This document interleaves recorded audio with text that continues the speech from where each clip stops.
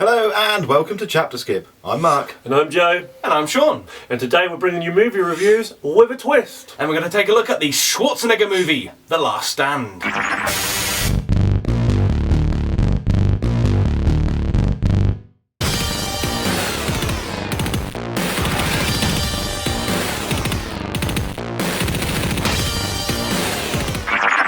The Last Stand is written by newcomer Andrew Nower. And is directed by Jee-Woon, and it stars Arnold Schwarzenegger as Sheriff Ray Owens. Forrest Whitaker's in there as FBI agent John Bannister, and it also stars Eduardo Noriega as Gabriel Cortez. The plot of the movie is so simple, so classic and so overused that you could pretty much determine what was going to happen just by watching the trailer. But to sum it up, the story tells of how a drug cartel leader, Gabriel Cortez, makes a daring escape during a prison transfer and heads to the small border town of Somerton Junction in hopes of crossing over from the US and into Mexico.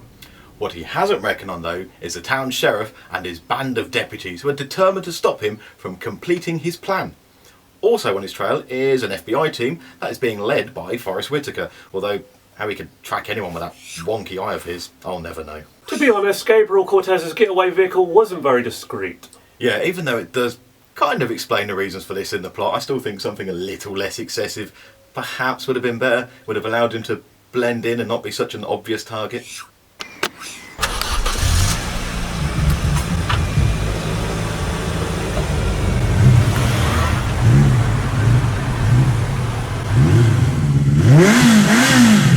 Right, listen up. We have an escaped fugitive on the loose, and I believe he's heading down the Mexico Road right about here.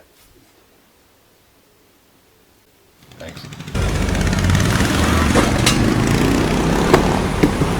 He's seeking to cross the Mexican border, which is roughly about here. Oh, thanks. And there's also this town just here called Somerton Junction.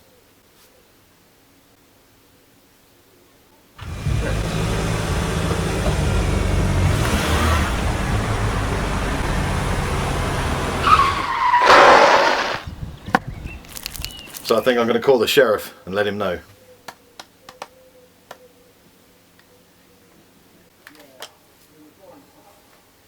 Ah, Sheriff. This is the FBI. You have an escaped fugitive heading your way, so you and your men need to tool up just in case. Yes, it is a lot worse than that thing with the maid. Okay, bye. Way back in January, we did this film as our second ever trailer review, and there were mixed thoughts about the trailer. I decided that I wasn't going to see this in the movie theatres unless there wasn't anything else better on, and as it turns out, there were better things on, so I never bothered. But now it's been released on DVD and I've managed to see it, I'm happy that I didn't spend £9 on seeing it in the cinema.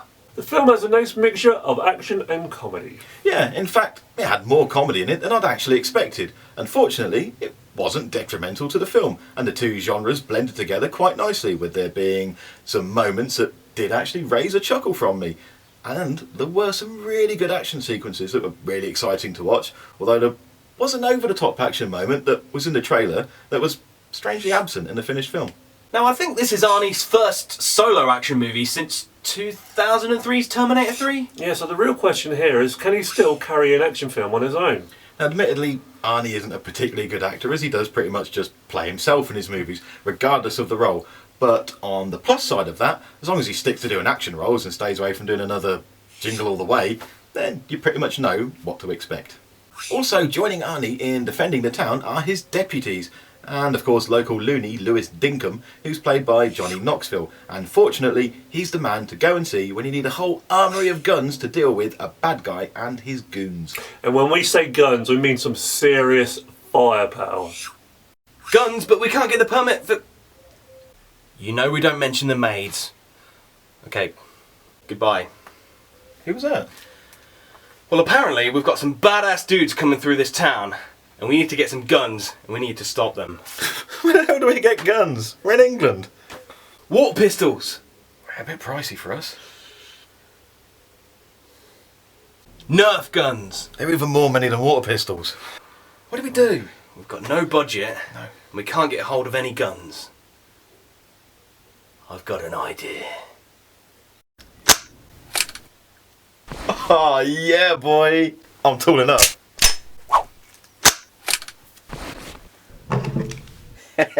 Check out my big rocket launcher. Oh! Yeah! Mini gun!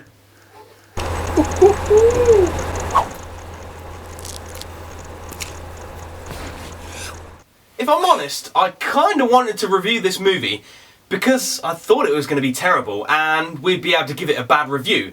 Only because all the films we've been looking at for the past few weeks have all been really good and we've been giving them good reviews. And I fancied a good old moan, to be fair. But even though I say that, this movie wasn't groundbreaking or fantastic, but I can safely say that it was really quite entertaining. I think the fact that I had such low expectations for this film may have played a part in the enjoyment of watching it. The acting wasn't perfect, the story was okay, and the action was pretty good with a little bit of blood to spice things up there. Yeah, and car chases. Not sure if I had enough car chases. And awesome shootouts, we can't forget those. Yeah, still, it was fun, and the action was certainly exciting, with some moments in particular being very entertaining, especially once the sheriff and his gang got to face down against Gabriel's various henchmen.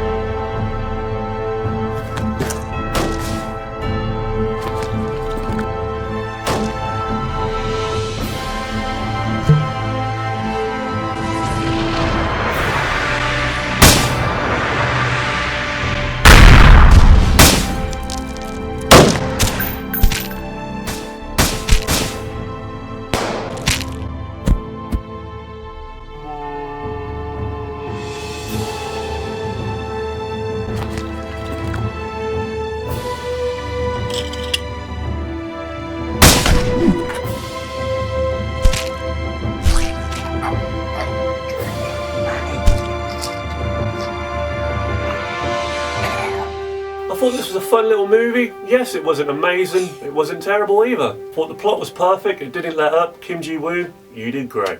Now, I wasn't really expecting too much from this film, but at the same time, I was actually looking forward to seeing it, as I am a fan of director Je-Woon, and I really like his previous work. There are some good moments in the film, and I enjoyed watching it, and I think it was an entertaining way to spend an hour and 40 minutes.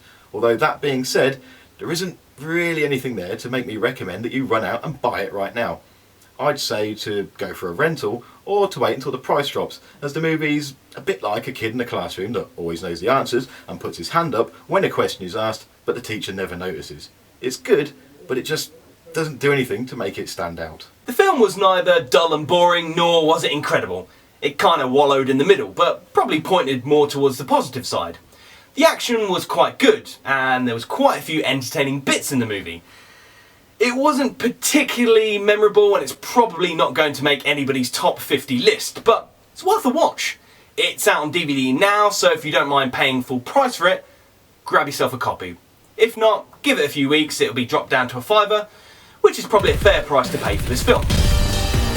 Thanks for checking out this review for The Last Stand. We've given our thoughts on the film. What are yours? Leave them in the comments section below. If you prefer, you can always tweet your thoughts to @ChapterSkip. All the links you need are in the video description.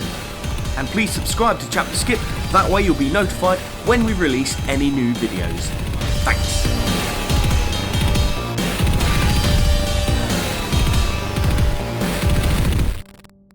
Yeah, the real question here though is, can Annie still...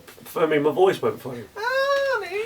Joe's hitting puberty. Can Annie? And in character? Yeah. That's it. The acting wasn't great, but you know, that's life. Jee-Woon, you're a director. That was the first one. I know your job. The most gentle and then fast.